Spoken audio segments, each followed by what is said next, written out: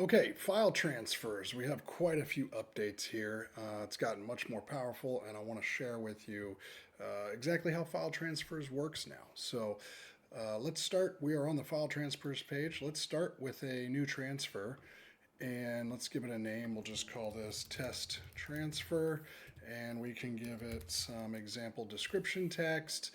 And let's assign somebody. Let's go Harvey Specter. That sounds right. Okay, so we've associated a contact with this. We can also associate a project if we want to. We can set expiration. Here we have security. This tells us who can download this. Now, this is a fairly new feature that we just added into file transfers. So your options are anyone with the link can download this file transfer. Only associated contacts, which means only the people who you've associated here in the file transfer, or only people invited. And here you can add email addresses for anyone that you'd like to invite. Let's go ahead and change this to associated contacts. That will give Harvey Specter access. And then you can add a password to the transfer if you want a little extra security. And you can also now add a paywall. So if you want to be paid for the transfer before they can download it, you can enable the paywall, you can set your amount, and it will require them to make that payment prior to downloading. So let's turn that off for now. Let's go ahead and create this. It's going to take us into a page to upload our files. I'm going to move myself over here. Let's go ahead and pick some files, browse. Let's go to sample images. I'll grab a bunch of images and upload. You can see them uploading down here. It's very quick. And you can upload all sorts of file types to file transfers, PDFs, layered files, raw files, whatever you need. Perhaps you want to use this to transfer files to a retoucher or something. You can see that that was very quick. 41 megs, 9 files. We get our status here. And then up here at the top, we can see there are 9 files, 44 megs, has not been visited, has not been downloaded, and has 6 days till expiration. Here's the sample text we added in there. Let me go ahead and copy this link. And then I'm going to open this up in another page, and you can see what it looks like. Whoops, not found. Let me go back. Copy link.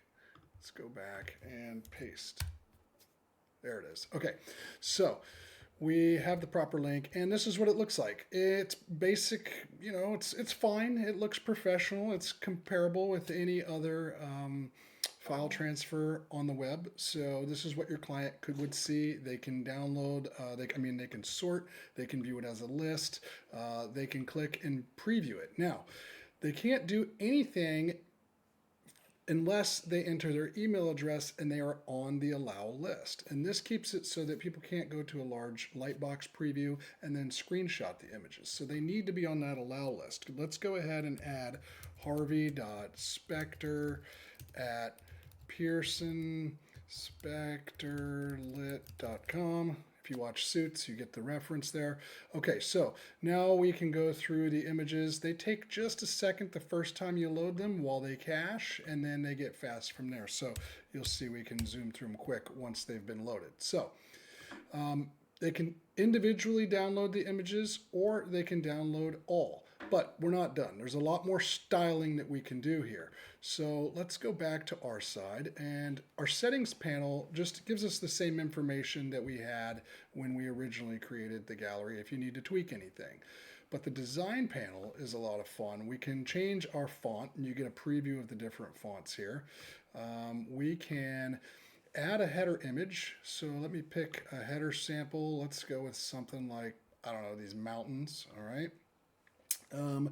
We can define how we want that header image to look. So let me bounce back over here and show you. There's our header image, and it fills the entire header. We can change it to inset, which basically gives it a little border around the header. We can go to fade, which basically gives us a fade into that header. Let's go back to fill. That's a good one. We can add a page background. It can be a color. Let's say, I don't know, light blue. There's the whole page is light blue.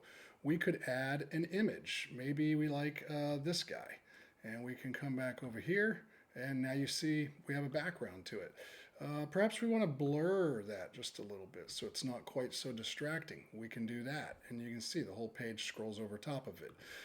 We still have another option of video. Let's add, I don't know, let's add this video.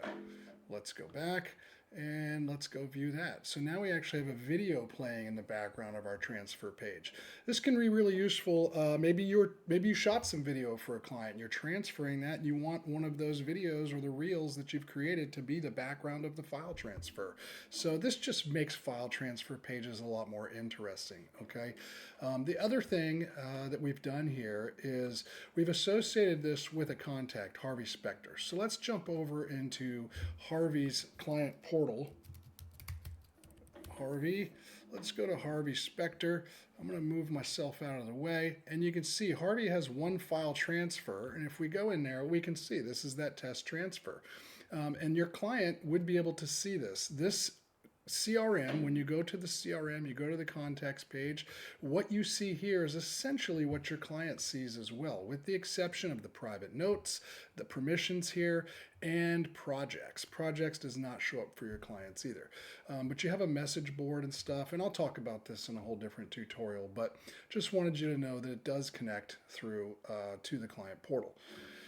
So that's design, that's settings, that's your email. From here you can copy the link, you can email it. When you do the email, you can get a preview of it, you can edit it, you can add design to the email, and your settings will show that person who is associated or the person who you've granted explicit permission, or it will show nobody up here if you've set it for anyone with link can download. It won't have any recipient, and you can actually add whatever recipient that you want to.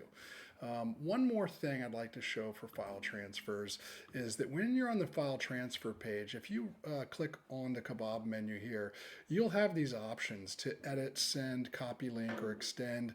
Let's say you get to the end of the 6 days and you need to extend this for just a little bit longer. You can click and just extend it for your client if they need longer access time. So as you can see, file transfers has made a big jump both in performance and styling and features. So let me know what you think. Hopefully that does everything everybody could possibly want with a file transfer. If we're missing something, definitely make a feature suggestion. And thank you much.